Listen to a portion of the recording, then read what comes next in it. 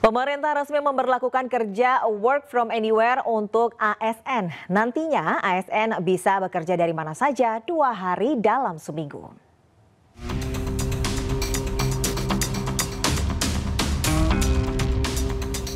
ASN kini bisa bekerja dari mana saja atau work from anywhere. Keputusan ini sesuai dengan Peraturan Menpan RB Nomor 4 Tahun 2025. Peraturan ini telah dijalankan sejak 21 April 2025. Dalam pasal 13 disebutkan, flexible working arrangement bisa dilaksanakan maksimal 2 hari kerja dalam seminggu. Meski bersifat fleksibel, namun Kemenpan RB pastikan ASN tidak boleh bekerja semaunya. Tentunya tidak akan sama ya semua KL, karena karakteristiknya ada yang sifatnya kebijakan, kemudian ada yang sifatnya harus eksekusi lapangan ya, dan jenis-jenis pekerjaan pun di dalam fleksibilitas ini juga kita bedakan ya, tidak semua pekerjaan itu bisa dilakukan secara fleksibel. Sebelum permen ini diterbitkan, kebijakan serupa telah dilakukan dalam bentuk uji coba sejak tahun 2022 hingga 2025 di sejumlah instansi seperti Kemenq, Bappenas, dan Kemenpan RB sendiri. WFA atau Flexible Working Arrangement juga telah dipraktikkan dalam momen tamu negara, polusi tinggi, hingga arus mudik lebaran. Dari Jakarta Selatan, Dan Helmi Sanjangbati, iNews melaporkan. Pengemudi ojek online diwacanakan akan menjadi mitra UMKM. Nantinya para pengemudi akan mendapat sejumlah insentif seperti BBM bersubsidi hingga kredit usaha rakyat.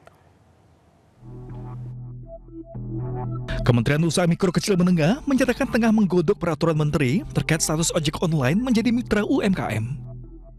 Aturan yang bakal tertuang ke dalam peraturan menteri itu berlandaskan Undang-Undang UMKM, Peraturan Pemerintah Nomor 7 Tahun 2021 tentang kemudahan, perlindungan, dan pemberdayaan koperasi dan UMKM.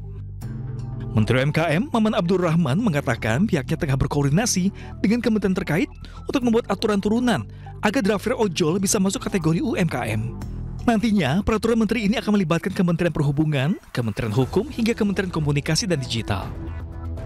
Jika nanti jadi mitra UMKM, para driver ojol akan mendapatkan sejumlah insentif. Di antaranya, mendapatkan BBM bersubsidi, kredit usaha rakyat hingga LPG 3 kg. Tim Liputan iNews melaporkan. Pemirsa, Bandung menjadi salah satu kota termacet di dunia, kalahkan Jakarta. Survei TomTom Traffic merilis Bandung menempati urutan ke-12 sebagai kota termacet di dunia, sementara Jakarta berada di peringkat ke-90.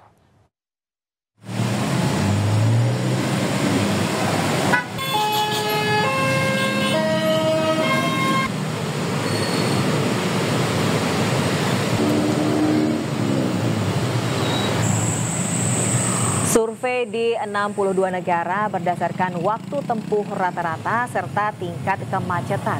Dalam jarak 10 km membutuhkan waktu hingga 34 menit 33 detik. Selama beberapa tahun terakhir, kota Bandung sudah beberapa kali masuk kota termacet di dunia. Menanggapi survei tersebut, Dinas Perhubungan Provinsi Jawa Barat akan memperbanyak transportasi umum agar masyarakat bisa mengurangi kebiasaan menggunakan kendaraan pribadi. Selanjutnya kita akan persilakan dari mana banyak. Usai digeruduk sejumlah orang tua siswa dan menjadi sorotan, Dinas Pendidikan Kota Bekasi, Jawa Barat akhirnya menyegel sekolah Al-Karim Islam School. Selain disegel, sekolah juga tidak diperbolehkan menerima murid baru tahun ajaran 2025-2026 karena diduga melanggar prosedur.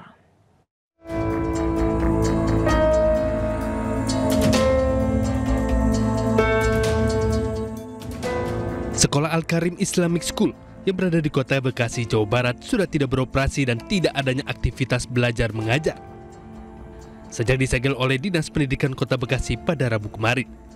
Spanduk berukuran besar berisi pemberitahuan bahwa sekolah tidak diperbolehkan menerima murid baru tahun ajaran 2025-2026 juga terpasang di depan pagar sekolah. Penyegelan dilakukan karena diduga adanya pelanggaran prosedur, di antaranya terkait perizinan hak murid yang tidak didaftarkan ke data pokok pendidikan hingga menjanjikan sistem pembelajaran dengan kurikulum berbasis Cambridge. Sementara pihak yayasan mengakui adanya kesalahan karena faktor manajemen keuangan. Pihaknya juga berjanji akan mengganti rugi uang orang tua murid yang sudah disetor ke sekolah. Pemberitahuan pada masyarakat untuk Al-Karim agar tidak menerima murid baru. Itu aja. Karena kita di sini kelurahan hanya wilayah yang mendampingi dari Dinas Pendidikan.